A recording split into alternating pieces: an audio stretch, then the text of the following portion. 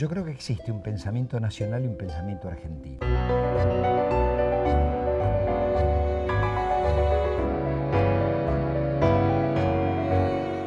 Me parece que el pensamiento nacional lo podríamos definir como aquel que toma las raíces de nuestra tierra, nuestras tradiciones de la provincia antes que la nación, de los caudillos y de los movimientos populares.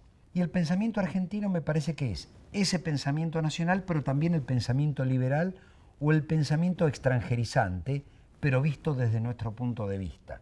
Creo que nosotros somos el producto de ambas cosas, con una preponderancia del pensamiento liberal en muchos momentos de la Argentina y en menos momentos de la Argentina con una preponderancia del pensamiento nacional.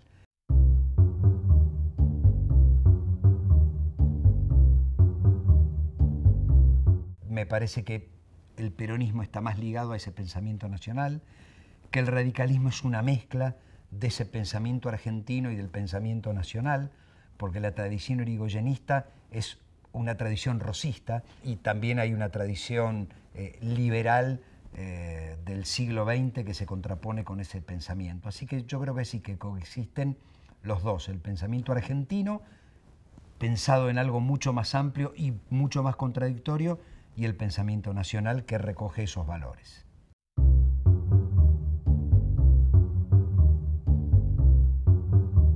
Tenemos dos tipos de presidentes en la recuperación de la democracia, los que abrevan de las tradiciones nacionales y populares más importantes de la Argentina, Alfonsín en el irigoyenismo y los Kirchner en el primer peronismo, y tenemos esos dos partidos políticos cooptados por las peores tradiciones de la Argentina, que uno podría denominar hoy el neoliberalismo conservador, que son Menem y de la Rúa. Gobernaron en la democracia el peronismo y el radicalismo en 31 años, mostrando dos facetas absolutamente opuestas, que me parece que tienen que ver con esta contradicción permanente en la Argentina, que las tradiciones políticas la han nombrado de distintas maneras: pueblo y antipueblo, la causa contra el régimen, patria o colonia, pero me parece que se trata de lo mismo. Hoy nosotros decimos democracia o corporaciones.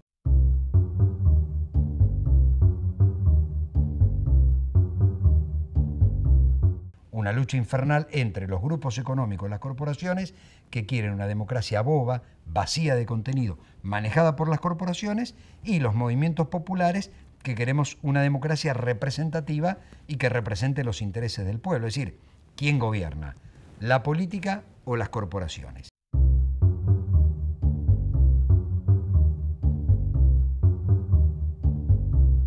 El kirchnerismo vino a sacudir a la política argentina a tal punto que construye una corriente política que incluye a la tradición nacional y popular, pero a todas. Esto es lo maravilloso. El peronista, verdaderamente peronista, se siente a gusto y a sus anchas con los Kirchner. ¿Por qué? Porque es el gobierno más peronista después del de Perón de la década del 40 y del 50. Pero los que veníamos de tradición radical, radical irigoyenista y alfonsinista, no radical liberal, también nos sentimos a gusto. ¿Por qué?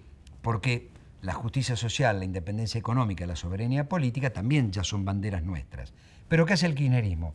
Retoma tradiciones que eran del radicalismo: institucionalidad, derechos humanos, autonomía universitaria y cogobierno, no intervención en materia internacional, pero también toma tradiciones del socialismo, tradiciones del cooperativismo, tradiciones de los movimientos sociales y tradiciones de la sociedad civil. Entonces, este combo hace que todos, en el kirchnerismo o en el Frente para la Victoria, que es la herramienta electoral, nos sintamos dentro de un espacio que nos pertenece. Porque me parece que el kirchnerismo resume hoy el pensamiento nacional y popular. Como lo resumió Irigoyen o como lo resumió Perón, me parece que incluso lo resume bastante más, porque estamos todos adentro, los del pensamiento nacional y popular.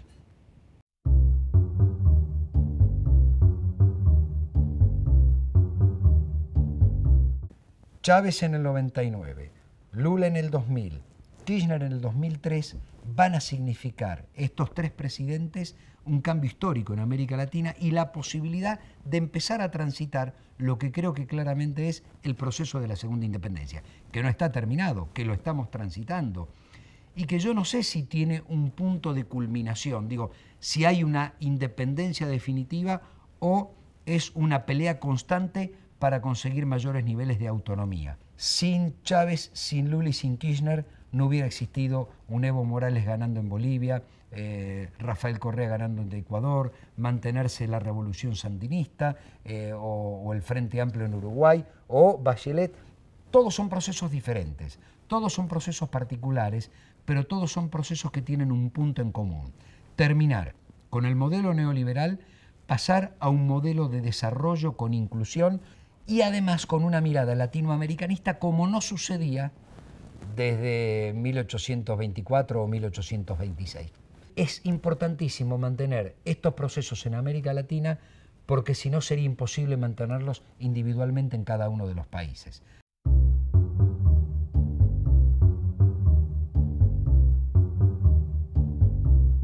La profundización del modelo tiene que ver con la sustitución de importaciones, con agregado de valor.